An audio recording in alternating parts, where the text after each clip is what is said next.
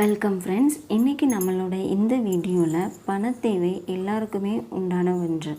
அப்படிப்பட்ட உண்டான அந்த பணத்தை நம்ம எப்படிலாம் சேவ் பண்ணி வச்சோம் அப்படின்னா நம்ம வீட்டில் இருந்து அந்த பணம் குறையாமல் இருக்கும், மென்மேலும் பெருகிறதுக்கு உண்டான வழிமுறைகள் என்னென்ன அப்படிங்கிறத அகஸ்தியர் அருளியிருக்காங்க.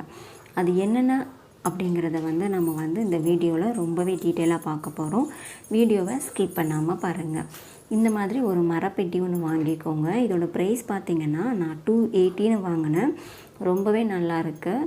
மரம் வெளியில் மரத்தால் இருக்குது, உள்ளே சிகப்பு கலர் கம்பளி துணியால் இருக்குது.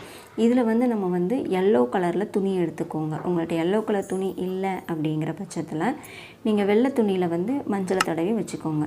இதில் ஒரு பச்சை கற்பூரம், 5 கிராம்பு, 3 ஏலக்காய் எடுத்துக்கோங்க. எடுத்துகிட்டு இதே மாதிரி நல்லா ரொட்டேட் பண்ணி நல்லா நாட் போட்டு வச்சுக்கோங்க. நாட் போடுற நாட்டில் ஒரு அந்த இது உள்ளே உள்ளது வெளியில் வராமல் இருக்கணும். அதுக்குன்னு ரொம்ப அந்த கற்பூரம் நொறுங்குற மாதிரி நம்ம இருத்தி போடக்கூடாது. இந்த மாதிரி நாட் போட்டு வச்சுக்கோங்க. நாட் போட்டு இதை அந்த பாக்ஸில் உள்ளே வச்சுக்கோங்க. அதுக்கப்புறம் நீங்கள் நார்மலாக நீங்கள் என்ன நகையானாலும் ஓகே, பணம்னாலும் ஓகே தான், நம்ம பணம் வைக்கலாம்.